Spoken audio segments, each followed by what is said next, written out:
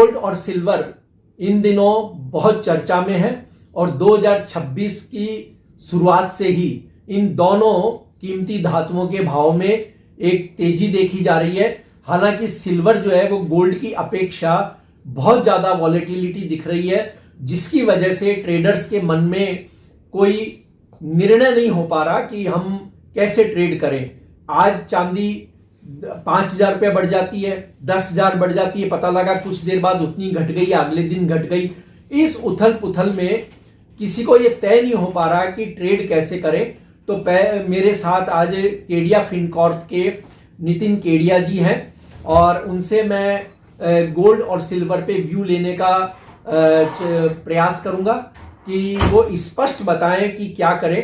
तो नितिन जी, आपका स्वागत है मोलतोल में। और मैं ये पूछना चाहूंगा कि सिल्वर में देखिए जो उथल पुथल हो रही है उसे आम ट्रेडर समझ नहीं पा रहा है कि आज बढ़ रही है कल घट रही है, तो क्या करें। मतलब देखिए कमल जी, मैं हमेशा हमने जितने भी प्रोग्राम किए उसमें हमने ये बात रिपीट करी है कि चांदी की जो एवरेज वोलेटिलिटी होती है वो 1.5 से 2% की होती है पर डे के हिसाब से जी। अब समस्या क्या आ रही है कमल जी कि बहुत तेजी से भाव 80,000 रुपए से 2.5 लाख हो गया। अगर हम इसको देखें तो जून और आज अगर हम बात करें तो 6 महीने के अंदर जहां पे हम ये कल्पना नहीं कर पाते थे कि चांदी 1 लाख के ऊपर जाएगी या नहीं जाएगी, या 6 अंकों में ट्रेड होगी या नहीं होगी, आज वो 1 लाख 2 लाख नहीं, अब तो ये हो गया 2.5 लाख भी कितने दिन सस्टेन होंगे ये भी हमें नहीं पता है। तो अब जब 2.5 लाख की चांदी चल रही है और इस पे हम 2% लेते हैं तो वो 5,000 रुपया हो जाता है। और चांदी का ATR अगर हम देखें, रेंज देखें, तो वो लगभग 10,000 से 12,000 रुपए की हो गई है जी। अब अगर 12,000 का ATR और अगर 1.5 ATR हफ्ते में एक बार भी ट्रेड होता है तो वो 18,000 रुपए हो जाता है। इसीलिए हमारा ये कहना है कि उतना ही ले थाली में जो व्यर्थ न जाए नाली में। यानी आप जो है इस समय चांदी में तभी आप ट्रेड करें जब आपके पास 2.5 लाख रुपए की चांदी है और 1,25,000 रुपया आप अलग रख सकते हो चांदी के लिए। ये लीवरेज ट्रेडिंग का समय नहीं है। देखिए जितनी उथल पुथल चल रही है, अब अगर हम देखें तो 26 तारीख के बाद से चांदी 70 और 80 के बीच में चल रही है। अब कहने के लिए ये 70 और 80 है, लेकिन इसको अगर हम ओवरऑल देखें तो 70 और 80 का ये जो रेंज है ये 10 सेंट का होता है। तो अगर मैं इसको 80 के एवरेज पे भी लेता हूं तो 2 के हिसाब से ये 12-13% हो जाती है। तो 12-13% वोलेटिलिटी का मतलब हो गया, अगर इंडियन टर्म्स में देखें तो 30,000 रुपया। 30,000 रुपया तो मुझे वोलेटिलिटी मैनेज करने के लिए किसी भी टाइम एट अ टाइम जरूरत पड़ सकती है। तो ट्रेडर वही आए जो लीवरेज नहीं करना चाहते। दूसरा, मेरे पास कल से लेके आज तक कई फोन आए, कोई कह रहा है मैंने 1.5% पे पैसा लेके चांदी खरीदी है, सब बहुत अच्छा फायदा हो गया। देखिए ये वो समय है जब सब कुछ अच्छा चल रहा है और जो जी सावन होता है उसमें आपको सब कुछ हरा ही हरा दिखाई देता है। तो ये वो सोने चांदी में सावन का समय है जहां पे आपको सब कुछ हरा दिखाई दे रहा है। ये वो समय नहीं है जब मतलब अभी हमने ज्येष्ठ और आषाढ़ की गर्मी जो हमने कई सालों तक देखी, वो नहीं देखी चांदी में। मैं ये नहीं कह रहा हूँ चांदी मंदी हो जाएगी। हमारा आज भी टारगेट 2026 का 3,90,000 का, हम 3,90,000 का टारगेट लेके चल रहे हैं। हमारा इतना ही कहना है कि यहाँ पे जो वोलेटिलिटी के थप्पड़ पड़ेंगे वो बहुत स्ट्रांग पड़ेंगे। तो आप नॉन लीवरेज रहेंगे, उतना ही पोजीशन लें जिससे आप रात में सो पाए। आपको चांदी में कोई दिक्कत नहीं आएगी। चांदी इस साल अक्टूबर तक 3,90,000 का लेवल टच कर जाएगी। तो यानी इसका मतलब ये समझे कि चांदी इंटरनेशनल मार्केट में $100 को क्रॉस करेगी। बिल्कुल कमल जी, हम $125 का टारगेट लेके चल रहे हैं। और क्यों 125 के ऊपर नहीं जा रहे हैं उसके भी कारण है। देखिए एक assumption है कि सोलर इंडस्ट्री में अगर चांदी 137 के ऊपर चली गई तो 137 का मतलब ये हो गया कि वहां पे आपके सोलर इंडस्ट्री के जो प्रॉफिट्स हैं वो जीरो हो जाएंगे। यानी यहाँ वहां पे इनको क्या करना पड़ेगा, अपने प्रोडक्ट्स के प्राइस जो है वो बढ़ाने पड़ेंगे। और वहां पे चर्चा या परिचर्चा शुरू हो सकती है कि भाई अब तो सोलर कम यूसेज करेगा या चांदी का कोई एलॉय आ सकता है, जिसको आज भी जो नए नए इन्फ्लुएंसर्स बने हैं वो डरा रहे लोगों को। अमेरिकन बैंक शॉर्ट है, चांदी का नया एलॉय आ रहा है, इस तरह की चीजों से। तो मेरा मानना है कि ये जो चर्चा परिचर्चा वो 125 पे शुरू हो जाएगी। 75 का भाव है, 50 लेते हैं तो 60% के आसपास होता है।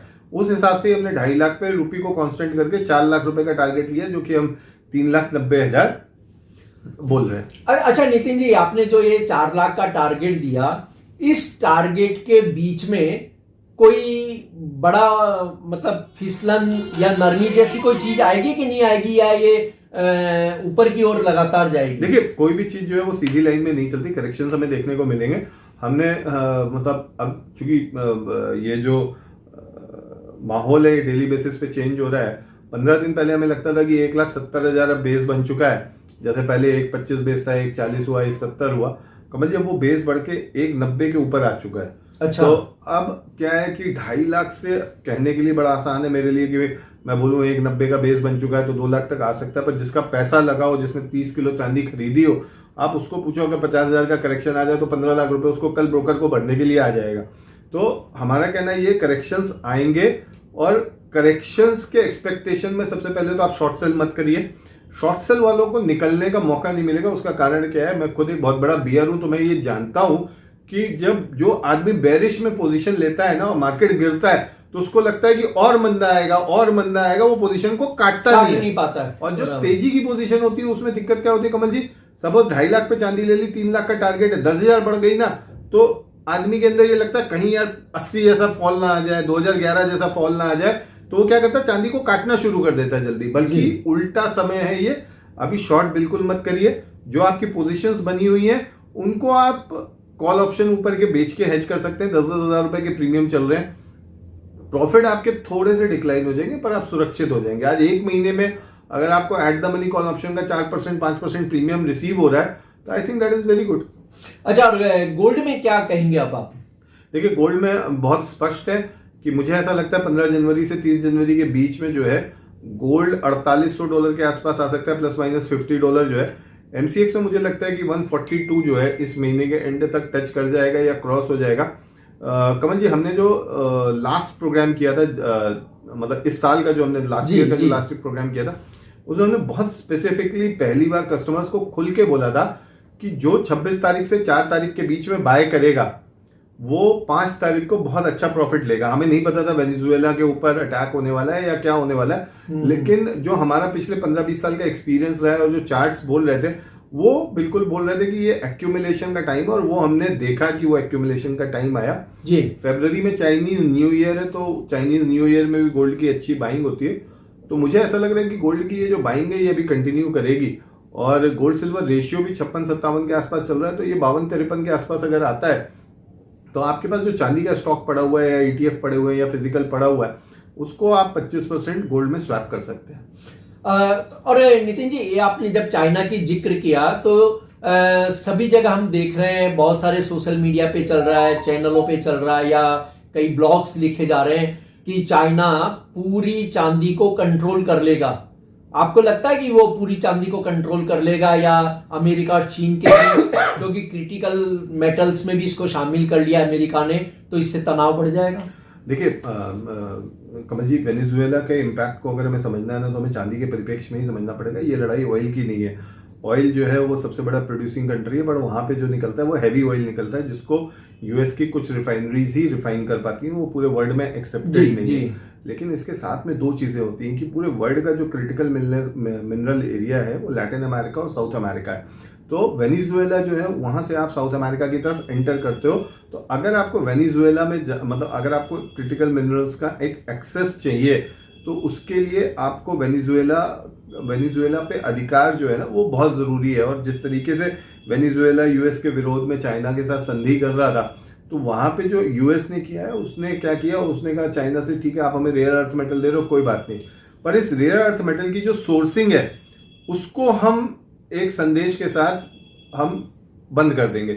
तो ये जो गुंडागर्दी हुई है कि अभी तक होता था घर में घुस के मारेंगे, अब तो घर में घुस के मार के उठा लाएंगे वाली कहानी जो हुई है, आई थिंक पूरे वर्ल्ड में इसका जैसा विरोध होना चाहिए था वो नहीं हो पाया है, क्योंकि हर एक आदमी डरा हुआ है कि उन्होंने जो सैंक्शंस व्यापार को लेके जो लगाए थे, जी। अगर ये इस तरह के जो सैंक्शंस है ये आगे भी लगते हैं तो क्या स्थितियां हो सकती हैं, क्या परिस्थितियां बन सकती हैं, उसको लेके सभी देश डरे हुए हैं और इस डर का पूरा फायदा यूएस उठा रहा है। तो आई थिंक जो हमें 26 तारीख या हम ये बात करें 2025 में हमें जो लगता था कि चाइना जो है उसकी अपनी एक स्ट्रैटेजी और उस स्ट्रैटेजी के तहत वो अमेरिका को घुमा देगा, आई थिंक वेनेजुएला इंसिडेंट ने पूरी जियोपॉलिटिकल स्ट्रैटेजी सिचुएशन और जो उसकी समझ है उसको चेंज कर दिया है।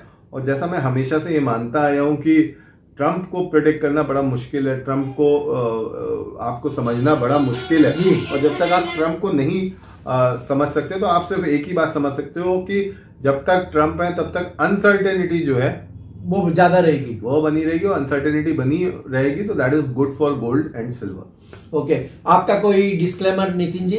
कमल जी, अब चूंकि मैं अभी ट्रैवल कर रहा हूँ तो डेरिवेटिव के अंदर तो मेरी कोई पोजीशन नहीं है, बिकॉज ट्रैवलिंग के टाइम पे हम लोग कोई भी पोजीशन लेके नहीं चलते। बट मेरे फ्रेंड्स एंड फैमिलीज की गोल्ड और सिल्वर में जो है वो लॉन्ग पोजीशन हो सकती है। और इसके अलावा मेरा फेसबुक में कोई अकाउंट स्टॉक मेंटर या इस तरह का नहीं है। हम सामने से फेसबुक के ऊपर कोई रिक्वेस्ट नहीं भेजते, ना ही हम किसी व्हाट्सएप ग्रुप का लिंक भेजते हैं। अगर मेरी फोटो के साथ आपको इस तरह का कुछ भी इनविटेशन मिल रहा है, प्लीज उसको अवॉइड करें। हमारी सिर्फ केडिया फिनकॉप और नितिन केडिया के नाम से एक पर्सनल प्रोफाइल और एक ही पेज है जिसमें हम क्या बोले सोना करके रोज एक आर्टिकल डालते हैं। अगर वो किसी भी फेसबुक आईडी में नहीं है तो दैट मीन्स वो हमारी नहीं है। जी, आपका धन्यवाद, शुक्रिया नितिन जी। धन्यवाद।